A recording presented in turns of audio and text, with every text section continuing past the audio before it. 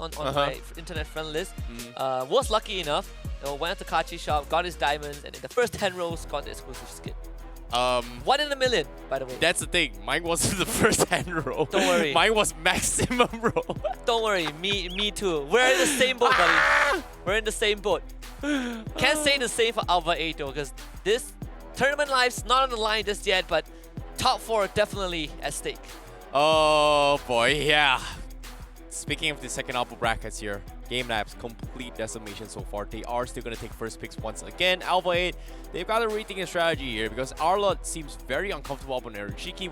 We were expecting Erishiki to play gold lane, but going for the lane swap for Jirachi on the gold lane didn't exactly work out in their favor at all because ALVA 8 was just very, very uncomfortable in that game. And I hope this time they are going to be able to fix it here because as of yet, GameLab, they're doubling down with the Fredrin ban. They're still doubling down with the Kadita as well. Don't really need to make adaptations coming from GameLab because ALVA 8. Now, final ban. Do they just let the Fanny through? Because I feel like dealing with the Fanny, you do have a little bit more experience, but in the right hands, especially for Voss with his Arlot, it is going to be a little bit of a problem. So they will ban it through, let the Arla through again. And GameLab once again first picks the Kaja. So near identical drafts from game number 1. And ALVA 8, do they make their adaptations? Please don't pick the Moskov. I think if you're a GameLab, you just don't really care about the bans, right? Like it worked out in game 1.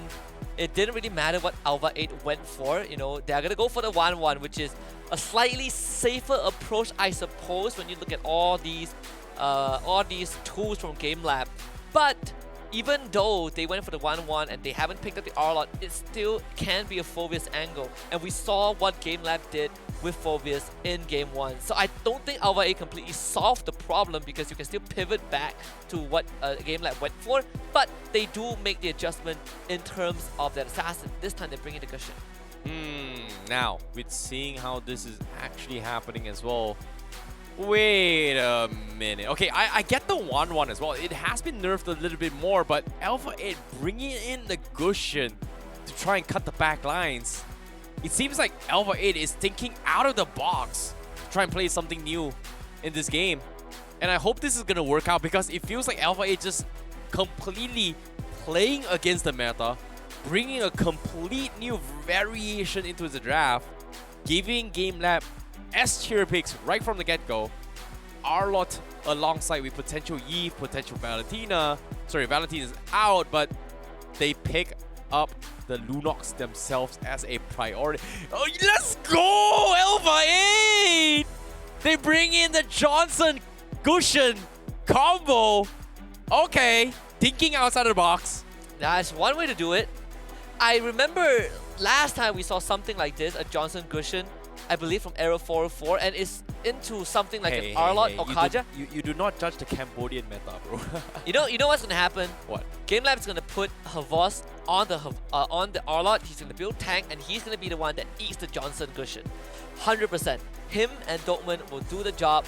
I mean, Lunox has her own way to gain the invulnerability, but I believe we've seen this 2 weeks ago with the Arlot doing building full tank and just eating up the rapid touchdown. Yeah. Maybe this is what GameLab will go for. Right now, they're the one that bans the Martyrs. ALVA 8 taking out the Claude. GameLab are in a pretty good spot. I don't think that they are too worried, honestly.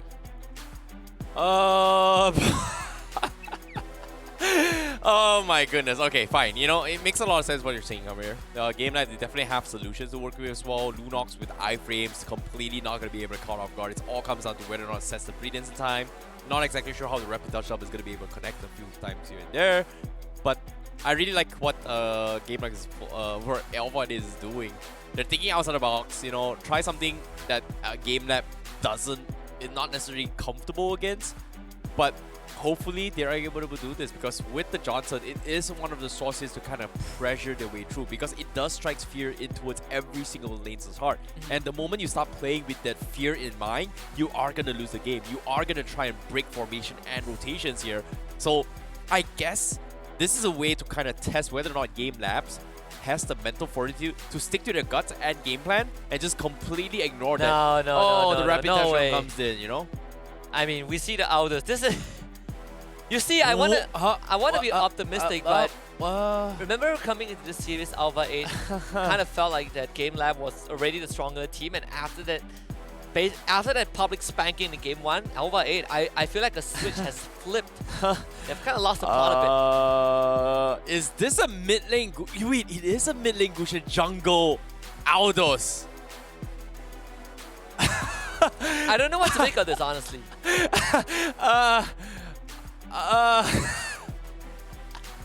What am I watching? Hey. I figure out what's happening. So because the losers of the series will have to face off MHRLK Esports, right? Okay. Right. ALVA 8 knows that GameLab is going to beat them, so for Game 2, they're just gonna pick a strat that No, bro. MHRLK can't study, so when they go down, they don't reveal too much, and they gives them a better No, chance. bro. against ALVA 8 MHRLK. wants more airtime, bro. They're gonna get it either way. Let's be very, very honest. They are gonna get it either way. To be fair, if GameLab is ending games in like 12, 13 minutes, airtime is not as much anyways. The GameLab is ending it so fast. We see, the double mage core. This has been one of the few standards that certain teams pivot towards. I believe Tupai Esports does this also with the Lunox and Harith. Okay. This time Takanaga is going to be playing the lane coming from GameLabs. Like the goal lane, Harith Vel's pretty standard plays, but they don't really have a very strong tanky composition in the front lines. But they do have what it takes to actually snowball the game pretty hard. ALVA 8, double sound was the... Wait a minute. It's a So cushion it's an mid. XP Aldos? Yeah, it is an XP Aldo. Tanks a lot. Gushin mid. Arrow 4 this basically Cambodia strat. Okay. Wow. I honestly, I swear if that's the Aldo. No way is Elira playing the Aldo. Wait, Aldo's mid lane? Really? They're gonna swap it, 100%. No, they've got to swap this, right? What if I think Jirachi so. plays mid? Ah, there it is. Okay. Alright. Jirachi maze mid. Alright, okay. Okay. Makes more sense now. Thanks a lot, Aldo's XP. I'm genuinely excited to see how it goes because this is smells like a potential disaster in the making, but it could be a miracle for them because ALVA 8 is looking for that miracle play. And this is going to be Game 2 for the second upper brackets for GameLabs going up against ALVA 8. And it is going to be a big miracle because as of yet, seems like GameLabs is going to have the upper hand in terms of the jungle rotations for now. Whereas Darkman is going to continue with his pressure to try and threaten Aaron Cheeky. He's making space and is doing fantastically well. Wait, because is this a... Alright, so Jirachi is actually mid. The cushion is on bot side. So Elira is dealing with her boss directly. This is, again, a tank Arla, right? We talked about this, that he's going to be the one intercepting the rapid dash alongside the Kaja. You can see he has the capacitive blast also. We've got a lane swap as well. Vinsport is actually playing the gold lane and Aaron Shiki playing the jungle instead of an XP. Oh, yeah. And Zion is playing tank. I love it. Vinsport is going to go down. First blood for Yuktizi. Should have seen this coming from a long mile away. The first game was 13 minutes. How long you reckon this one would be? It's got to be faster than that. Just because of how Harith will be able to kind of scale a little bit faster compared to the Aldos as well as the 1-1. So it is going to take a little bit more time. But if ALVA 8 decides to join and dodge fights all the way through, not give away too much of a lead, GameLab is going to be able to actually lose this game. But for now, seems like there's just no sign of them slowing down at all as they continue to party dish the top side with Vinspo bowing out. And Dokman actually stole the crab from Arashiki also, the gold crab at the bot side. But things are not getting any better for ALVA 8. GameLab has an average of 1,000 gold advantage per minute so far. Second purple buff spawns for ALVA 8. I think GameLab very, very happy, very, very willing to contest this. And Jirachi isn't getting any stacks on this, Aldos as well. He's gonna end up going down with Aizawa. Yeah, that is gonna be the game coming in from that. And as of yet, 3-0 coming in from GameLab. ALVA 8, no contest whatsoever. Just completely getting butchered down. And I guess the comeback here is gonna be the moment Zion has his level 4. And once that rapid touch zone comes into play, maybe it is going to give them a little bit more space because as of yet, Vinsmo looking for the play with the crossbow tanks. Not happening. Denied by Dockman from the side of GameLabs. Out of the 4 devs on ALVA 8, Vinsmoke has 3 of them. GameLab just completely bullying this 1-1. Doman is having a fantastic time just keeping this Lancelot in control. They could petrify onto Aizawa. Takinaga is just show up with ultimate. A 3 vs 3 skirmish down in the mid lane. Takinaga dropping down with a Tempest of Blade. And Darren Shiki finally getting some job done. Getting the kill for ALVA 8.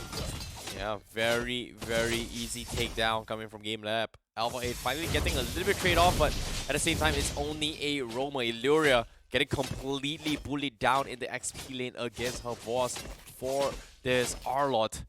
And currently, ALVA 8 finally showing a little bit of room as well. Finally, the rapid touchdown has been on its way alongside with Euphoria. Oh, here he comes. Here he comes. Is he going to hit you, TZ? Doman's going to eat it. And that it is. No damage on Doman. XN is going to end up going down. Jirachi, he's going to cancel his ult also. ALVA 8 knows that there's nothing that they could do. Absolutely no damage, no combo whatsoever. Jirachi barely tickling down, and now with the Divine Judgment coming from GameLabs, they are going to try to extend the fight. Wow, the size as well. They do pick off Jirachi first, and they're looking for a little bit more. They trade off UTZ, so that's going to be a little bit of breathing room. But Vinsmo, does he have the crossbow and tanks? No, cannot get the procs in time.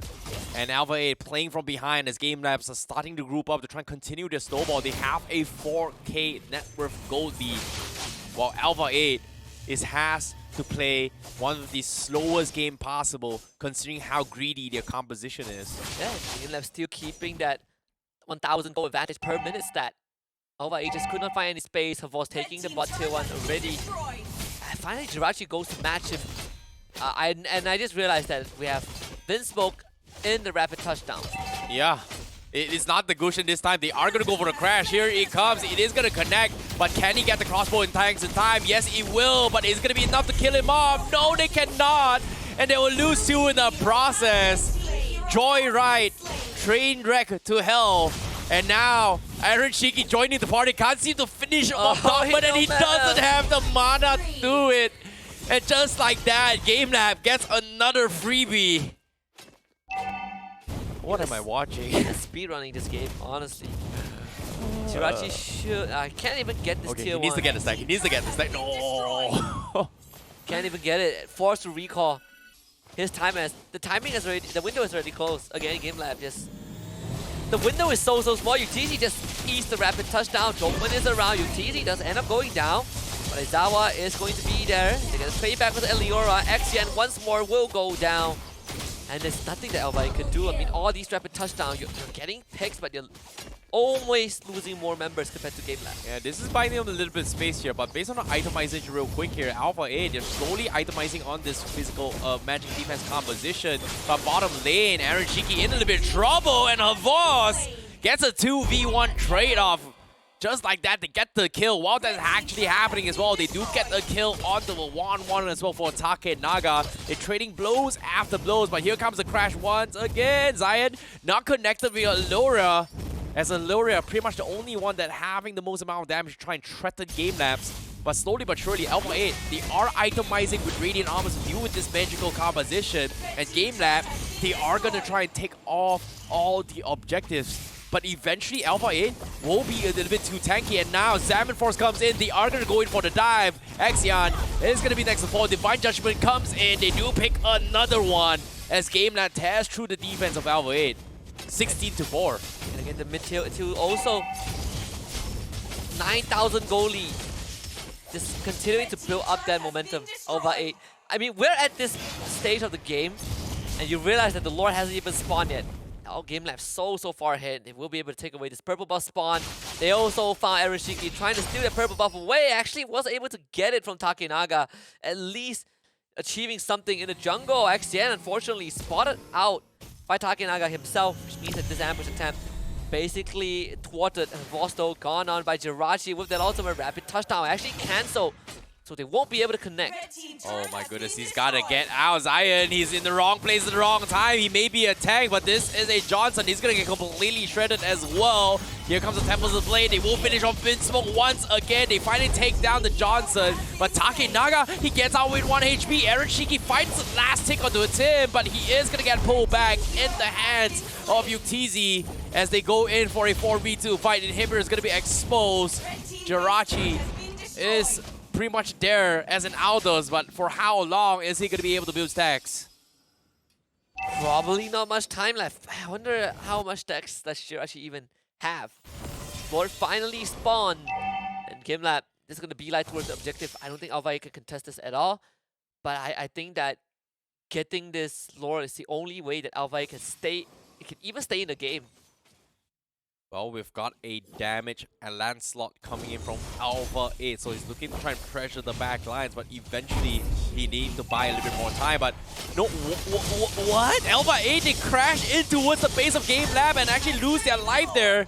Almost losing one player as they recall back at the base, but GameLabs now, as of yet, just complete sheer domination against ALVA 8. Is that? I don't know, man. I don't know, man. This is, oh hey, my goodness. We talk Jirachi. about a clean game, you know. This is as clean as it can be. Oh my god, speaking of clean, Divine Judgment comes in. It is a tank Aldous, but they need Aaron Shiki to do something. He's barely tickling them as a damage Lancelot. And he is gonna try and run for his life. The Tempest Blade of Takenaga. The jungler versus jungler, but it is going to be Takenaga that comes up on top. They do get the kill. Dogman loses his life, but at expense, it gives him a Maniac coming from the bottom here. Almost getting here, but it is going to be Crystal exposed. Clean 2-0 for GameLab against ALVA 8. 9.5 minutes in game 2. It was over in a flash, honestly. GameLab, the second team to qualify for the Challenge Finals, joining the brethren from Philippines, Euphoria Esports. So far, still dominant, still unkillable. Hasn't even bleed in this tournament yet. What a complete smackdown coming in from GameLab.